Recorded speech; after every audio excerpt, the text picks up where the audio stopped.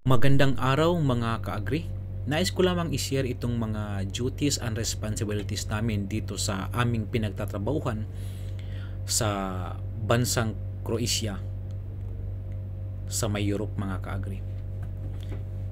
Una ay farming ang aming ginagawa dito.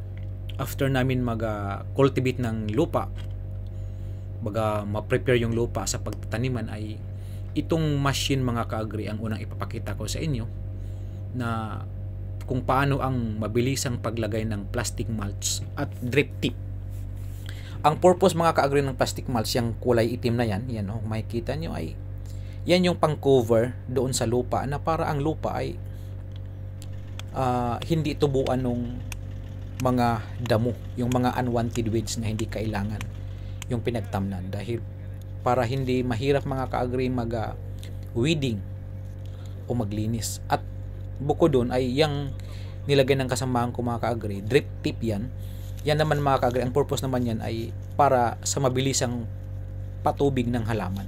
Yung drip tip niyan mga ka-agri ay may butas yan na 30 centimeters na pag inuuna namin doon sa pinaka-bulb ay automatic maglalabas ng tubig at magdidilig doon sa mga halaman.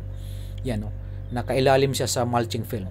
Yan, ganito kami mga ka-agri kabilis maglagay ng mulching film dito o plastic mulch, na kahit gaano kalaki yung area ay hindi ganun kahirap maglagay at hindi ganun katagal. Kumpara sa atin mga ka-agri sa Pilipinas ay manually hinahatak natin to. So kung malaki ang area mga ka-agri ay napakahirap, matagal po matapos. Whereas kumpara dito sadyang napaka high-tech na talaga mga ka-agri yung makinarya, especially sa pang-agrikultura. Yan tingnan yung mga ka-agri. Itong machine yan mga ka-agri o makinarya na ay nakakabit yan sa traktor. Pwedeng matanggal, pwedeng ikabit. Yan, tingnan yung mga ka-agri kung paano ang paglagay. Ganon kabilis lang mga ka-agri. Yan napakabilis. At after niyan ay after malagyan namin lahat ng plastic mulch ay magtatanim na naman kami mga ka-agri ng mga seedlings. Marami kaming klaseng gulay mga ka-agri dito na itinanim. Yan ganito naman kami mga ka-agri magtanim. Gumagamit kami niyan mga ka-agri. Ang tawag sa amin dito niyan ay basoka. Parang basoka kasing purma. Yan. Yan, ganyan kayo magtanim dito mga ka-agri. At yun, nung matapos na kami magtanim mga ka-agri, nung isang area dito, 3 area itong mga ka-agri, so isang area pa natapos lang namin, ay may napansin po ako na naging problema. Na-encounter po ako na naging problema sa pagtatanim, sa pagka-farm dito, ay itong mga ibon na tawag dito nila ay seagull. Malalaking ibon sa mga ka-agri, so pag nauuhaw kasi sila mga ka-agri, mas lalo pag naka-open yung tubig, so siyempre yung drip tip may mga butas yun, naglalabas ng tubig, medyo maingay yun konti. So hinahanap nila yun dahil alam nila na tubig yun. So sa pamamagitan nun makakainom sila, kaya binubutas nila yung plastic mulch at saka yung drip tip para makakainom sila. So ang ginagawa ko ay para hindi nila gagawin yun ay naggawa ako ng scarecrow, yung tao-tao mga ka-agri. Ito yung kagawian natin sa Pilipinas na ginagawa ng mga farmer. Yan yung ganyan.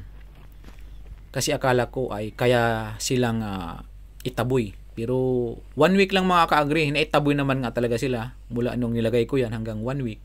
Pero after nung 1 week mga ka-agri ay wala, naging normal yung sitwasyon. Ganun rin yung nangyari. So wala akong nagawa kundi maglagay ng isang tao o mag-assign ng isang tao na while inoon yung tubig ay may tao na nakabantay para maiwasan. Kasi kinabukasan mga ka-agri ay nagkakatanggalan yung mga seedlings at nagkakamatayan. So isa rin namin dito mga ka-agri na responsibilities dito sa aming pinagtatrabahuan ay ang pag-i-install mga ka-agri ng irrigation o yung patubig sa aming mga Bermuda grass at iba't ibang klase ng halaman. Yan Ang aming area pala dito mga ka-agri ay napakalaki. Nasa mga 85 hectares. Isa po pala kaming 5-star campsite. 5-star campsite mga ka-agri dito sa bansang Croatia. At ang trabaho po namin dito ay bilang isang agricultural worker. Yan.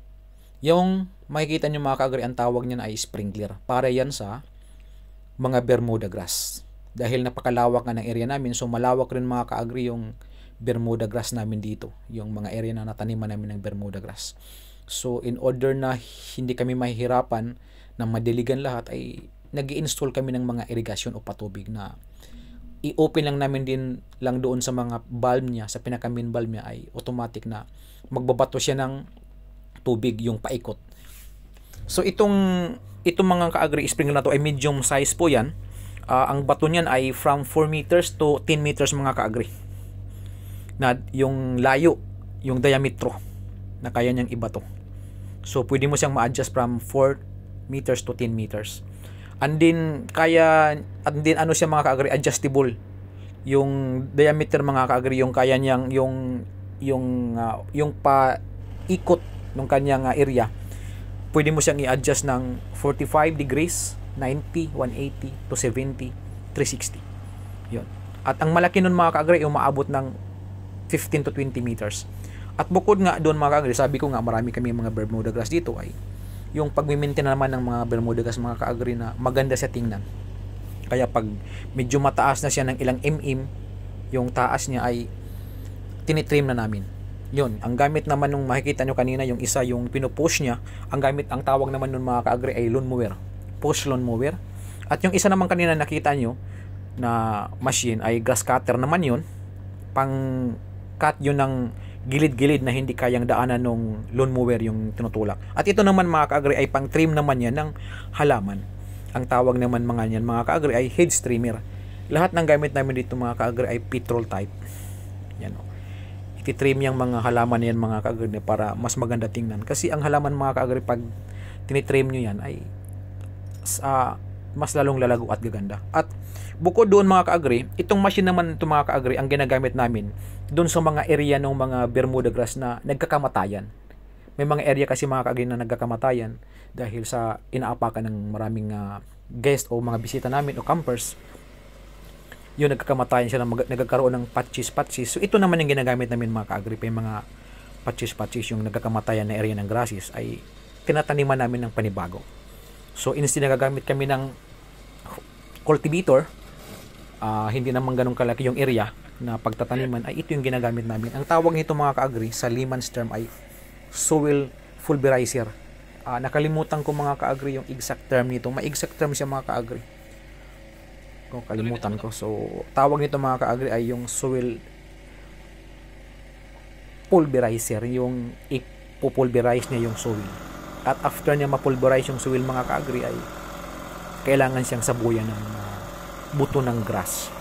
May dalawang kapamaraanan mga ka-agri ang pagtatanim ng Bermuda grass. Pwede kang gumamit ng buto at pwede ka naman gumamit ng ready na halaman na naka-square o naka-rectangle na isasalpak mo na lang sa lupa. Yan, kung makikita nyo yung parang plastic na Bermuda grass, yung parang ganun. Pero mayroong siyang totoo na hindi mo na kailangan gumamit ng buto. Yun na, diretso. At mabilis yung mga ka-agri dahil tumutubo na siya. At 100% natutubo talaga yun. Aantayin mo na lang yung mag-uugat. Pag nag-uugat na yun, natuloy-tuloy na. So, dito naman sa amin ay hindi namin kailangan yun dahil mahaba pa yung panahon. Dahil paumpisa pa lang mga ka-agri ng winter itong pagtatanim namin ngayon. So marahaba pang panahon na pagdating ng summer ay magsisitubuan na to lahat at maganda na tingnan yung paligid. Yan mga ka-agri, buto ang ginagamit namin. Sinasabi kami ng buto ng Bermuda grass. Ang tawag mga ka-agri ng kapamaraanan na ginawa ng kasamahan ko ay broadcasting ang tawag niyan. Katulad yan mga ka-agri ng pagtatanim ng palay. Ganun rin sa palay mga ka-agri, pwede ka gumamit ng buto, pwede ka rin gumamit ng seedling sa unang punla. So pag buto ganyan, sinasaboy ang tawag dyan. Yun. Isali mong gilid bro. Buto. Tapos after na magsaboy ng buto mga ka-agri, ang aming kagawian dito ay dinadaanan namin ng roller. Ang purpose naman ng roller na kailangan mo daanan after magtanim ng buto ay para yung para makumpak o sobrang dikit o sanggang dikit yung buto at saka yung lupa. Baga didikit ng maayos yung buto doon sa lupa para mag-boost o mapabilis yung pag-germinate ng buto. Kasi kung hindi siya masyadong nakadiin mga ka-agri, tutubo naman siya pero matagal nga lang mag-germinate o tutubo o mag-uugat. Whereas kung dinadaanan mo siya ng roller, ay talagang didikit siya ng maayos doon sa lupa. So, mabilis yung pagtubo niya. At bukod doon, pag hinahangin, malakas yung hangin, may tendensya na ipapadpad siya. Dahil hindi siya nakadikit. Pag nakadikit kasi siya, so hinahawakan siya ng lupa. So, yan yung roller mga ka-agri na sinabi ko. Itong roller mga ka-agri, magaan yan. So, kailangan mo yung pabigatin. So, may butas yan at may takip. Buksan mo lang yun at pwede mong lagyan ng buhangin or tubig. Because we will go. At itansya mo yung bigat na hindi ka mahihirapang hatakin siya. Pag malaking area mga ka-agri, ang ginagamit dyan ay pinapahatak yan sa mga traktor o yung maliit na mga na mga traktor, yung mini traktor mga ka-agri pag malaki yung area. Pero ito maliit kaya okay lang na tao yung hahatak. Dahil hindi naman ganun kalakihan. Yan o. Yan yung purpose mga ka-agri. At pagkatapos nito mga ka-agri, yung ginawa naman ng iba ay sinasabuyan nila ulit ng lupa sa babaw para pang cover ng seeds. Dahil ang pinaka-purpose naman yun mga ka-agri, bakit nila ginagawa yun, ay yung area na maraming ibon. Kasi siyempre kinakain ng ibon mga buto to eh. So gusto ng mga ibon to mga ka-agri. Kaya kung hindi mo i-cover siya ng lupa, may tendency na walang tutubo dahil kinain na lahat. Mas lalo yung mga maya na lupa, na ibon. Ang dami niyan. So walang matira sa mga buto. Dito naman sa amin mga ka-agri, wala ako napapansin na ganun. Kaya hindi na kami nagsasaboy ulit ng lupa o kinukovera ng lupa after namin magsaboy o madaanan ng roller. Hindi na. Ang sunod naman namin na gagawin nito ay magpapatubig na. Kasi it's very important. Lagi inyong tandaan mga ka-agri, sa bawat tanim nyo, it's a golden rule na sa bawat tanim nyo ng kahit ano, seedlings, buto, after talaga niyan, kailangan mong diligan. So ito mga ka-agri, hindi kami dito magdidilig dahil alam namin na tonight ay uulan. Uulan. Kaya ang tips ko sa mga magtatanim ng mga Bermuda grass, especially kung yung area nyo dyan ay minsan umuulan, mas maganda kung itaon nyo na sa pag-ulan. Mas dali kung malaking area para hindi kayo mahihirapan sa pagdidilig ng grass nyo. Kasi it's very important na after magtanim ay kailangan madiligan. So this night mga ka-agri, nakalagay sa weather forecast dito sa Croatia ay this night ay uulan. 100% ka nakalagay kaya sinigurado namin na matapos namin yung pagtatanim dahil uulan siya ng mamayang gabi. Yan o. Ganyan mga ka-agri ang pagtanim ng Bermuda grass. Ang pinakamatibay mga ka-agri sa pagkakaalam ko na klase ng Bermuda grass ay yung African Bermuda grass. Kasi ang Bermuda grass mga ka-agri ay nag-origin talaga yan sa Africa, ang pagkakaalam ko. May mga Japanese Bermuda grass, may ibang klase, pero sa pagkakaalam ko ang pinakamatibay talaga na Bermuda grass ay African Bermuda grass. Yan. Tsaka yung mga daanan ng mga ka-agri, yung mga road na area ay nililinis namin yan. Hindi namin hinahayaan na madumi dahil napaka-importante yung mga daanan ng mga sasakyan ay malinis. Dahil kung marumi yung road, ay marumi yung camp, mga ka-agri. So, importante yung road talaga, kailangan malinis lagi. Kasi wala namang problema sa mga gilid-gilid dahil mga kahoy naman yan. Itong ami palang area dito mga ka-agri sa aming campsite ay it's a nature na, yung ambience niya, nature na nature. Natural na natural mga ka-agri, parang nasa bukid ka nakatira. At ito naman mga ka-agri, ang ginagawa namin ay yung magti-trim mga ka-agri ng halaman. Yan. Yung mga fence plant namin mga ka-agri, yung mga shrub. Yan. So, paano po mga ka-agri? Salamat at magandang araw po sa inyong lahat.